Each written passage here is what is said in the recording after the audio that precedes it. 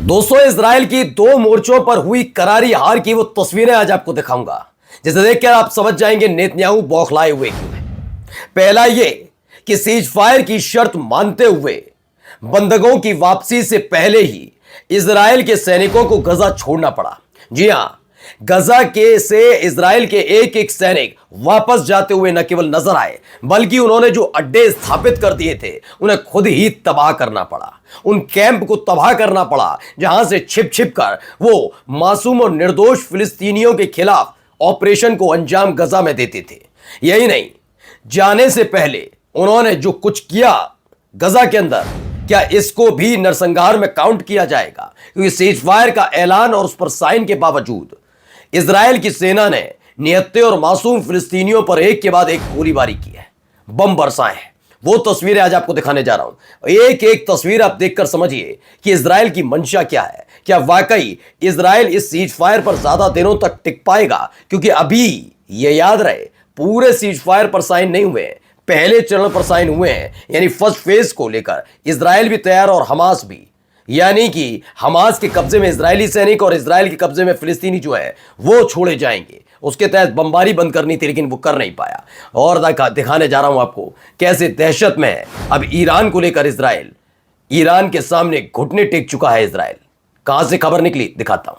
नमस्कार, मैं हूं प्रज्वल गौतम और आप देख रहे हैं the live TV. The live TV, सच सबसे आगे। शुरुआत इस वीडियो के साथ जरा देखिए। ये इजराइल के सैनिक हैं जो अपना बोरिया बिस्तरा वहां से बांध रहे हैं। सारा साजो सामान जो वहां पर इकट्ठा कर रखा, देखिए ये वहां कैंप बना रखे थे, उन कैंप से अपना सामान लेकर जाते हुए। खैर, ये इजराइल के सैनिकों के लिए खुशखबरी तो है ही, ये खुद नहीं आना चाहते थे गजा में अब युद्ध लड़ने। इस सीज फायर से सबसे ज्यादा फायदा अगर फिलिस्तीनियों को तो है, तो उतना ही आईडीएफ के सैनिकों। देखिए गद्दे, तमाम साजो सामान, ये इन्होंने पूरा अड्डा स्थापित कर रखा था, अपना बुलडोजर है, तमाम चीजें। देखिए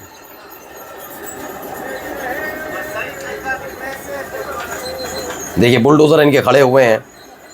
इन बुलडोजर्स का इस्तेमाल किस चीज के लिए किया जाता था आपको पता ही है। तो गजा से वापसी की ये वीडियो है।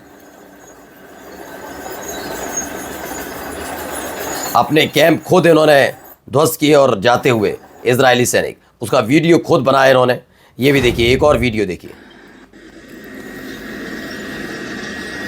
गजा स्ट्रिप से वापस जाती हुई इजरायली सेना, गोलानी ब्रिगेड के ये आर्मी वाले हैं। ये गजा स्ट्रिप पर तैनात थे। भारी भरकम देखिए टैंक जा रहा है, उनके टैंकों के साथ साथ कई आर्मी व्हीकल्स हैं, वो सारे वहाँ से निकल रहे हैं। गजा स्ट्रिप को छोड़ते हुए ये तस्वीर ये निकल कर आई। अगली आपको वीडियो दिखा रहा हूँ, ये देखिए एक और वीडियो। ये सारी वीडियो इजराइल के सैनिकों ने खुद बनाई है। ये देखिए,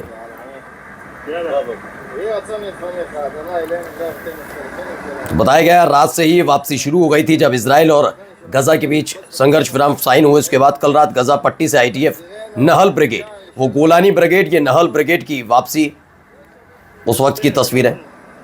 सारे जाते हुए, यानी गजा को अब छोड़ कर इजरायली सैनिक जा रहे हैं। कुछ तस्वीरें भी निकल कर सामने आई।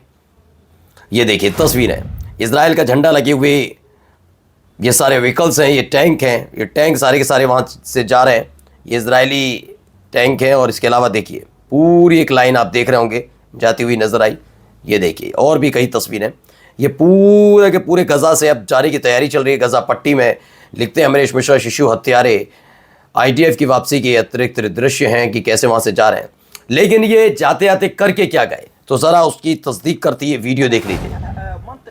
ये देखिए बमबारी हो रही है। ये वो तमाम फिलिस्तीनी हैं जो सीज फायर के ऐलान के बाद अपने अपने घर वापस लौट रहे थे।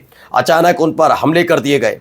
इसमें बताया गया इजराइल की टैंक्स ने कई सिविलियंस पर हमला किया और सीज फायर हो जाने के बावजूद, उस पर साइन करने के बावजूद देखिए एक के बाद एक हमले हो रहे हैं।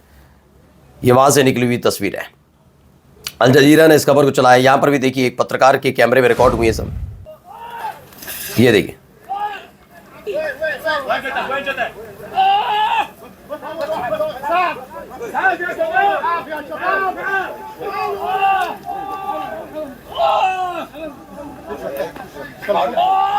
واحد ينفع معايا يا عمنا. جيب لي مسطره، جيب لي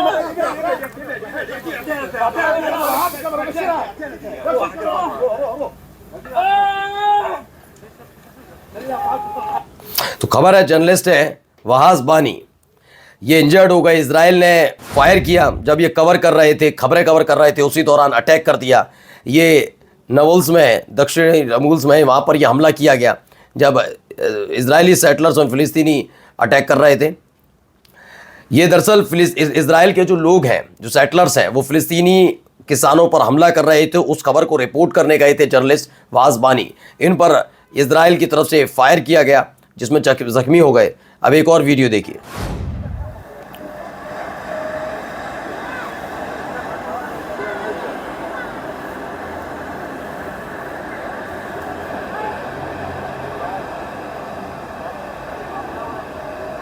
एक और वीडियो देखिए।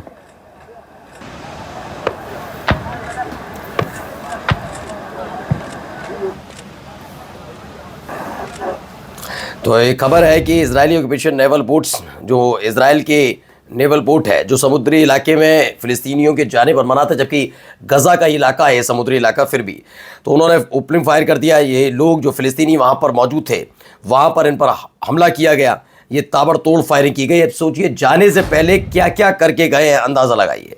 लेकिन इन सब के बीच गज़ा पट्टी में भी जश्न की कुछ और तस्वीरें निकली, देखी हुई।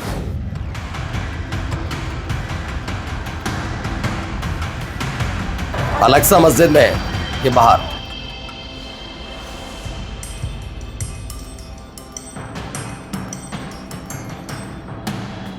दावा किया गया कि गजा पट्टी में जंग रुकने के बाद अलक्सा मस्जिद में फिलिस्तीनी मुसलमानों ने इसका स्वागत करते हुए नारे तकबीर बुलंद किया। नारा तकबीर, अल्लाहू अकबर के नारे लगे वहां पर। इन सब के बीच एक और खबर तुर्की की तरफ से। तुर्की क्या करने जा रहा है? Şarm El Şeyh'ten gelen müjdeli haberlerden duyduğum sevinci hasreten ifade etmek istiyorum.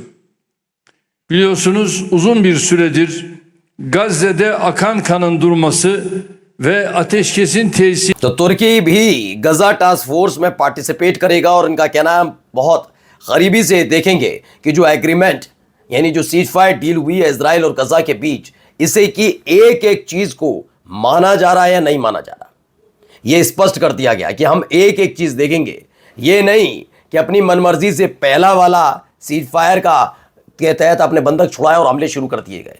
एक एक चीज देखी जाएगी, किस क्यों गोली चलाई, कैसे गोली चलाई, क्यों बमबारी हुई, क्यों करने की जरूरत पड़ी, तमाम चीजें, कितना एरिया आईडीएफ के लोग छोड़कर गए, इन तमाम चीजों को पर तुर्की नजर रखेगा, ऐसा ऐलान किया गया। और जाते जाते एक महत्वपूर्ण खबर, पुतिन ने बताया कि नेतन्याहू ने फोन किया था व्लादिमीर पुतिन को, फोन पर बातचीत हुई थी जिसमें उन्होंने कहा था कि वो ईरान से यानी इजराइल अब ईरान से लंबा युद्ध नहीं चाहता, किसी भी तरह का तनाव रखना नहीं चाहता। यानी इजराइल ने न केवल हमास के सामने, गजा के सामने सरेंडर किया, फिलिस्तीनियों के सामने सरेंडर किया, बल्कि ईरान से भी घबराया हुआ। तास न्यूज़ की ये खबर है, देखिए। Israel is no longer interested in a clash with Iran.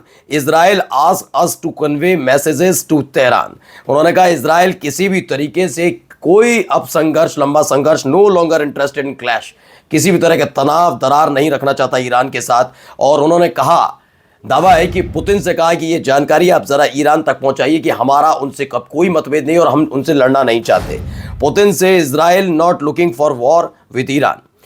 Russian TASS news agency है, उसने बताया, पुतिन के हवाले से खबर दी कि हाँ, उन्होंने कहा कि जो भी मसले हैं उस सुलझाने के लिए इजराइल ईरान के साथ तैयार है। और ये जानकारी ईरान तक पहुंचाने के लिए कहा गया कि ये जानकारी वहाँ तक पहुँचाई जाए जिससे ईरान भी आश्वस्त हो सके कि हम उस पर कोई हमला नहीं करने जा रहे। नमस्कार। द लाइव टीवी, सच सबसे आगे।